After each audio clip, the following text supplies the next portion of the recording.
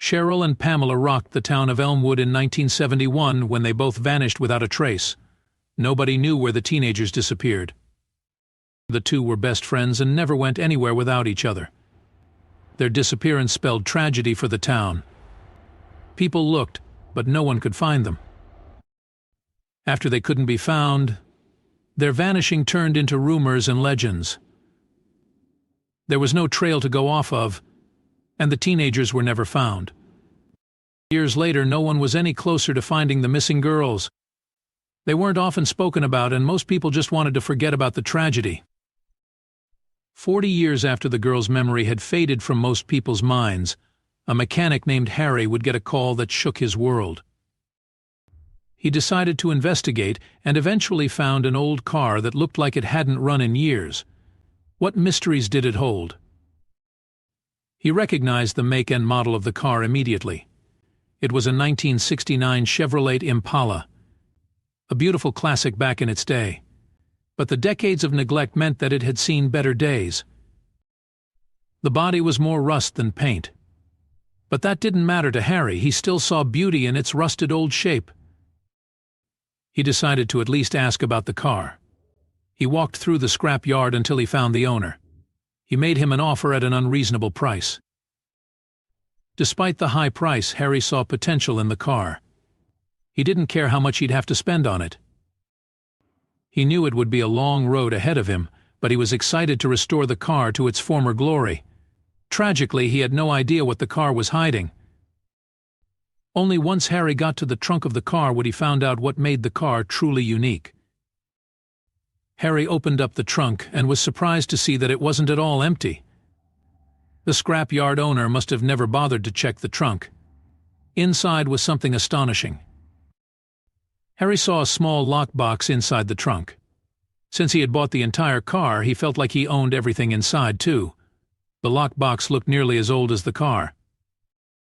Harry's curiosity got the better of him. He managed to break the rusted lock and opened it up. Unfortunately, he had no idea what he was inviting into his life. Just as Harry opened the box, a memory from years ago suddenly sprang out in his mind. He had seen this car before.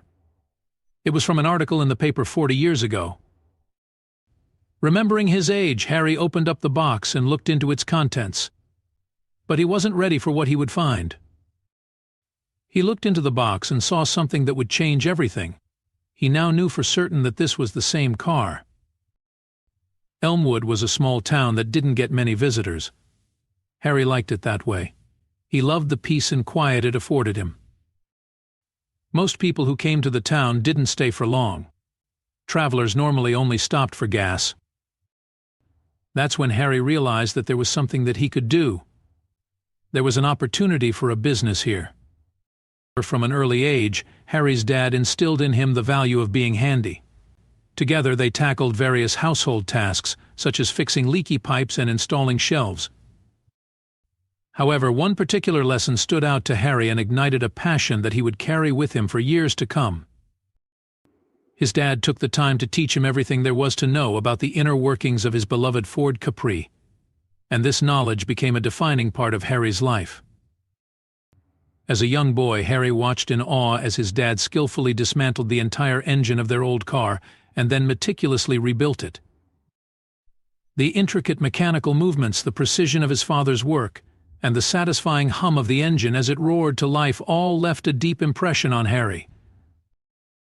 From that moment on, he knew what he wanted to do when he grew up, become a master car mechanic.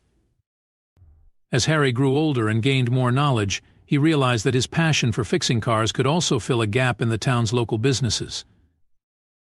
With only 2 other mechanics in the town, he knew that he could bring something new and better to the table. Little did he know that his passion for automobiles would lead him to great heights and open up many doors of opportunity in the future. After graduating from high school, Harry wasted no time before jumping into business with his dad's assistance. He knew they could do it together. The father-son duo scouted for a small location where Harry could set up shop and start addressing the automotive problems of anyone who drove through the town. Harry's automotive repair looked very promising, and he even managed to win the favor of a local automotive sports team. He worked on high-performance cars he had only dreamed of working on before. but he had no idea what his success would lead him to. The culture of cars was deeply ingrained in Elmwood's history, and Harry felt like he was part of that legacy. However, there were other legends, darker ones, that Harry had long forgotten, until one day something was presented to him that he couldn't refuse. 30 years had passed since Harry established his own business as a head mechanic. After all those years of hard work and dedication, he realized it was time to pass on the torch and retire. His only son, Adam, was the most suitable candidate to take over the family business, so Harry handed over the reins to him. He still came by the shop every day, but Adam handled the clients. Despite feeling relieved, Harry couldn't help but wonder what life would be like without the hustle and bustle of running a successful auto repair shop. One day, out of the blue, Harry received a call that would change his life forever. He had earned a reputation in the town for being the go-to person when something interesting showed up. Little did he know that this call would lead him on a journey he never imagined. Harry's curiosity was piqued, and he eagerly awaited what was to come. As the evening was drawing to a close, Harry was in the process of closing up his shop. He turned off all the lights and locked the front door. Just as he was about to leave, he heard the phone ringing. Initially, he thought about ignoring it since the store was officially closed, but his curiosity got the better of him. With a sense of anticipation, he quickly unlocked the door and rushed back inside to answer the phone. He had a gut feeling about the phone call. On the other end of the line was a man who was about to inform him about something quite interesting. It would be something that he couldn't refuse. Apparently, a Chevrolet Impala had been spotted in another town nearby. Harry's heart skipped a beat as he realized that he was on the verge of an exciting discovery. The only hang-up was that the town was even smaller than Elmwood, but the opportunity that lay ahead was too good to pass up. He knew he had to investigate it further. The following morning, he informed Adam that he needed to run an important errand and left him in charge of the shop. Harry hitched a trailer to his truck and set out for the next town over, which was a good 2-hour drive away. He just hoped that the car wouldn't be too hard to find. But it was something no one should have discovered. As he drove, his mind raced with anticipation about the car he was going to restore. Finally, he arrived at the town and carefully parked his truck. He surveyed his surroundings, taking in the quaint charm and character of the place. He asked a local about the vehicle, and they pointed him toward the old farm at the top of the hill. As Harry strolled down the street, his keen eyes scanned the surroundings, searching for the car. After a while, his gaze fell on a beautiful vintage 1969 Chevrolet Impala, partially concealed by ivy and parked next to a rundown barn. A thrill of excitement coursed through him, and he knew that he had to make it his own. He approached the old farmhouse with a sense of anticipation, wondering if anyone still lived there. He knocked on the screen door, and after a few minutes of waiting, an elderly man appeared. Harry inquired about the car, and the old man's demeanor turned hesitant, almost fearful. "It was my father's. It never worked, but he would never get rid of it," the man said, hesitation in his voice. Harry should have noted the owner's unease, but his obsession with the car was too strong. He would pay anything for such a beautiful piece of history. After some haggling, the old man finally agreed to sell the car, but something about the transaction left Harry feeling uneasy. He had no idea that it was a part of history that should have been left alone. As Harry towed the vintage car back to his workshop, he felt an overwhelming sense of excitement. He couldn't wait to see it restored to its former glory. He couldn't wait to get started on rebuilding the engine, fixing the interior, and painting the car. As he examined the car's exterior, he marveled at its elegant design and timeless beauty. However, as he looked closer, he noticed something eerie about it. The car had been hidden under a thick layer of ivy, and now it was out in the open where he could see it better. Harry couldn't shake the feeling that something was off. Regardless, he brought over one of his tow truck buddies, who helped him transport the car back to the garage. He had no clue what terrors were about to unfold. Harry had been blinded when purchasing the vehicle. He'd always had a soft spot for vintage cars, especially Chevys. It was a love that had started when he was just a young man, fresh into his career as a mechanic. However, a dark cloud had loomed over his dream of owning one.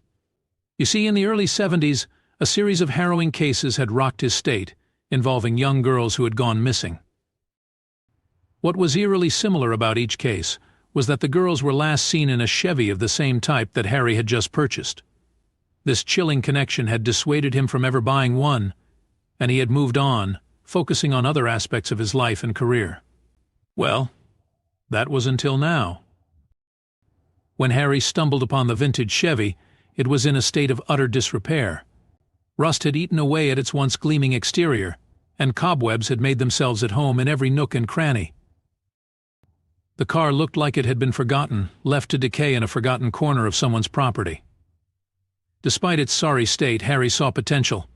He felt a spark reignite within him, a burning desire to restore the car to its former glory. It was as if fate had presented him with a challenge, one last passion project before age caught up with him and his hands could no longer work their magic. With the Chevy parked in his garage, Harry enlisted the help of his son, Adam, to begin the restoration process. It would be a bonding experience like no other. They started by dry cleaning the interior, removing years of dust, grime, and cobwebs that had accumulated over time. The carpet, seats, and windshield were caked with dirt. Harry and Adam worked diligently, cleaning every nook and cranny. As they progressed, the car began to reveal its former glory, and Harry felt a sense of satisfaction and anticipation. Suddenly, a memory resurfaced, casting a shadow over Harry's excitement. He remembered the early 70s, rife with the series of unsettling cases that had plagued the state. The young girls that had gone missing surfaced in his mind. Each case had one chilling similarity, a vintage Chevy matching the one Harry and Adam were working on. The car's reputation had been tarnished. Wasn't that the reason Harry never bought one in the first place? Now, as he looked at the car, the once thrilling prospect of restoring it was replaced by unease. The details of the gruesome stories surrounding the girls' disappearances played on a loop in Harry's mind. He began to question the wisdom of his purchase. He wondered if, by cleaning the car, he and Adam were tampering with potential police evidence. The odd circumstances of the sale, coupled with the car's deteriorated state, fueled his growing apprehension. Harry couldn't shake the feeling that something was amiss, that he had unwittingly brought home more than just an old car. That night, Harry sat at his computer, delving into the archives of local newspapers and police reports. His heart pounded as he found articles detailing the disappearances and the suspected involvement of a Chevy similar to his. The car's color matched, the model matched, and the chilling similarities sent shivers down Harry's spine. He continued reading, and each piece of information he uncovered made his stomach churn. He was torn between his passion for cars and the nagging suspicion that he might be in possession of a vehicle linked to a dark chapter in his state's history. The next morning, Harry couldn't shake the feeling of dread that had settled over him. He glanced at the vintage Chevy parked in his workshop, its rusted exterior now seeming more sinister than charming. Adam, sensing his father's unease, offered to take over the restoration, but Harry hesitated. The car's presence loomed large, casting a pall over their shared enthusiasm for the project. As they continued to work on the car, Harry made an unsettling discovery. Hidden beneath layers of grime and decay, he found a compartment in the trunk that seemed out of place. Inside, he discovered a small box containing personal items: a necklace, a bracelet, and a corroded piece of plastic that resembled a driver's license. Harry froze, terror blasting through his veins. His son came to see what he was holding. "Are you okay, Dad?" Adam asked.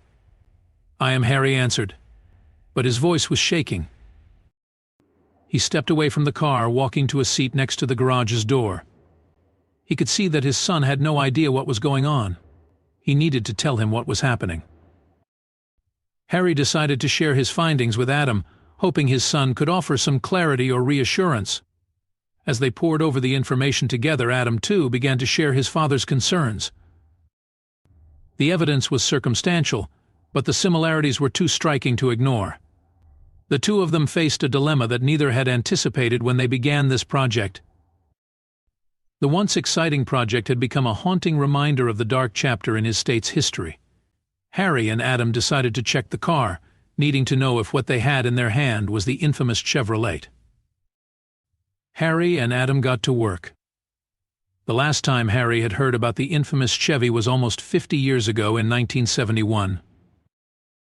The car had been linked to the disappearance of several girls, and the story had haunted him ever since. Harry couldn't help but wonder, could this be the same car? Harry knew that he had to look closer at the car before doing anything else. He unlocked the trunk, wondering what could be hidden inside. What would he find? As Harry opened the trunk, a wave of apprehension washed over him. Inside, among the spare tire and scattered debris, he noticed something unusual: several items of clothing.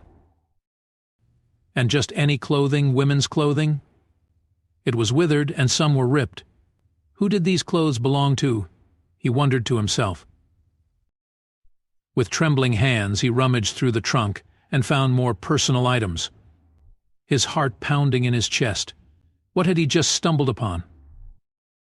Harry's hands shook as he picked up each piece of clothing, his mind racing with the possibilities of what he might uncover.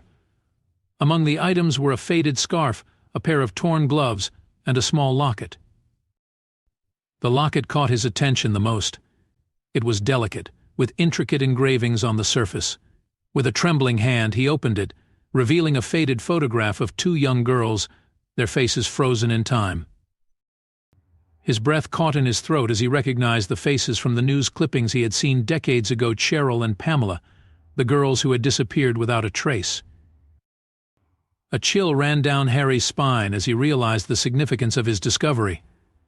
The car he had bought on a whim was not just any vintage vehicle, it was a key piece of evidence in a decades-old cold case.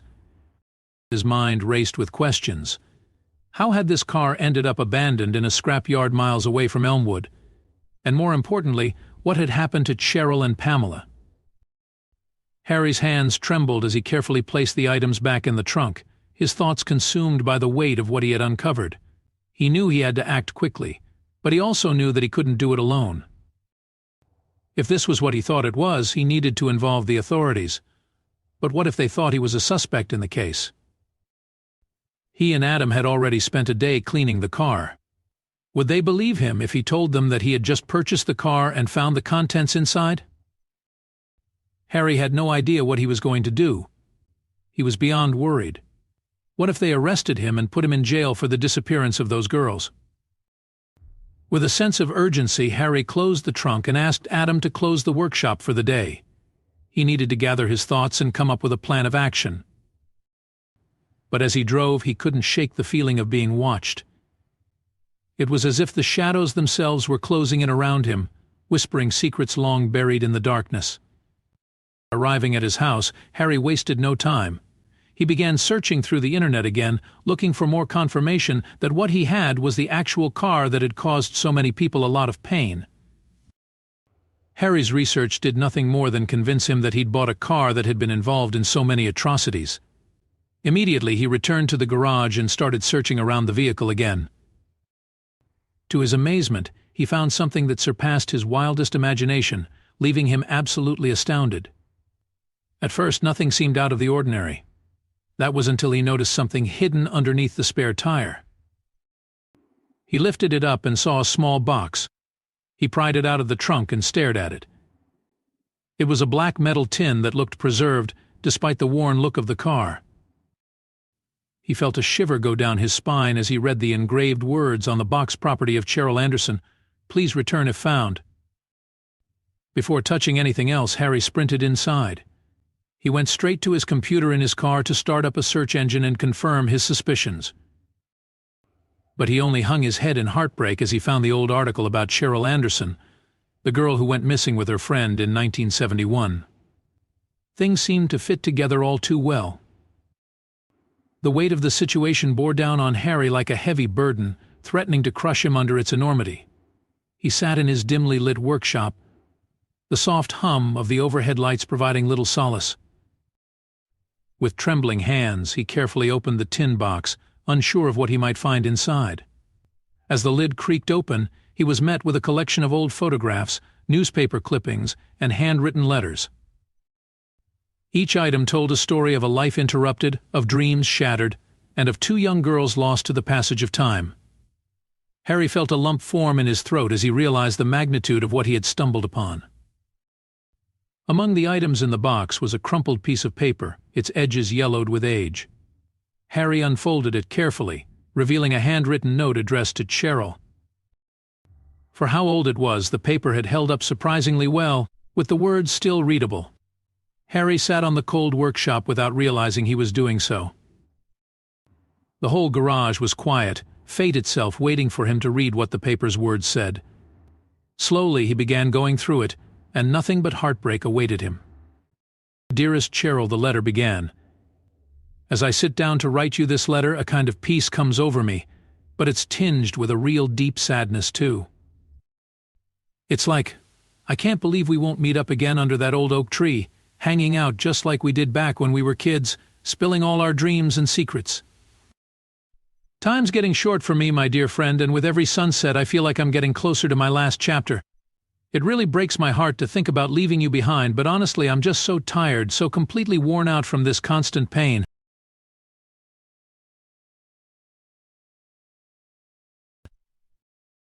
I keep thinking about all those fun afternoons we had, and how we helped each other through the tough spots, drying each other's tears.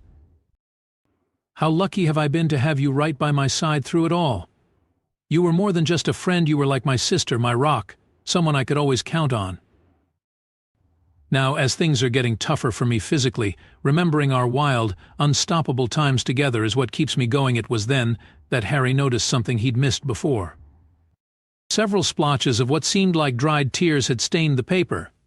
But more than that, there were several parts of the letter where Pamela's handwriting had fallen off, turning into scribbles. There was some sort of distress in the penmanship. It was as if she'd snuck to write the letter, and was chasing time itself, hoping to have the words out before her minutes ended. Harry let out a soft curse. He could only imagine what was happening to the girl so that she'd let out such painful words. He'd soon find out. "The happiness we shared, it kind of lifts me out of my pain, reminds me of better days," the words continued. "There's a point when the soul just starts craving to let go of this physical world, and that's exactly where I'm at.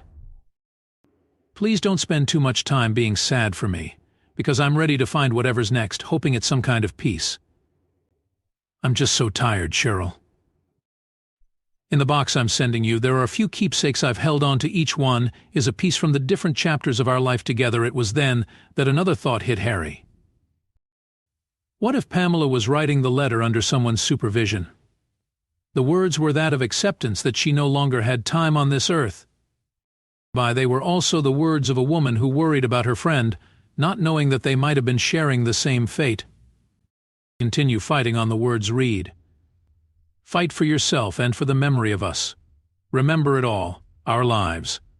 From the birthday parties and our first concert tickets to the little note you'll find tucked inside. Survive and always look to these words. They are my way of showing my gratitude and love for you. They're bits of my heart I'm leaving with you. Keep them safe like I've treasured every moment with you, every bit of advice, and all the support you've given me. And Cheryl, always remember life is precious. Grab every minute, laugh a lot, and love hard. We've had a beautiful ride together, and I'm so thankful for every moment of it. Goodbye, my dearest friend, until we're together again, some other place, some other time. With all my love, Pamela. With each new discovery, Harry felt a sense of urgency building within him. He knew that he couldn't keep this information to himself any longer. He had to share it with someone, anyone who could help unravel the mystery of Cheryl and Pamela's disappearance. But as he pored over the contents of the box, he realized that there were more questions than answers. Where had Cheryl and Pamela been all these years? And what had led them to hide their belongings in the trunk of an old car? It was clear that he needed to delve deeper into the past if he had any hope of finding the truth. And so, armed with determination and a newfound sense of purpose, Harry set out to retrace the steps of two lost souls. As Harry sifted through the old photographs and newspaper clippings, he couldn't shake the feeling of unease that settled in the pit of his stomach. It was as if Cheryl and Pamela were reaching out to him from beyond somewhere, pleading for justice to be served, and Harry knew that he couldn't let them down. With a heavy heart, he made a decision. He would go to the authorities and share his findings, no matter the consequences. Cheryl and Pamela deserved justice, and he would stop at nothing to ensure that their voices were heard. He looked at the items and was amazed that the girls' belongings were all there. Did the suspect decide to hide them there, or did the girls put everything there themselves? Was this their car? If so, what happened to them? Why did they have to abandon all of their belongings? To Harry, it looked like the work of someone who had possibly kept them captive. He must have hidden the girls' items in the car's trunk in an attempt to get rid of any evidence of them. When he read about the car being a Chevrolet Impala, he knew that he had stumbled upon a vital clue, but he couldn't help himself from investigating further without the police. He walked back to the car in his workshop and told his son to take the rest of the day off. He had to be alone to decide what he would do next. He took the box out of the trunk and took it to his small office. There, he finally decided to pry it open, revealing the heart-wrenching truth to the world for the first time in 40 years.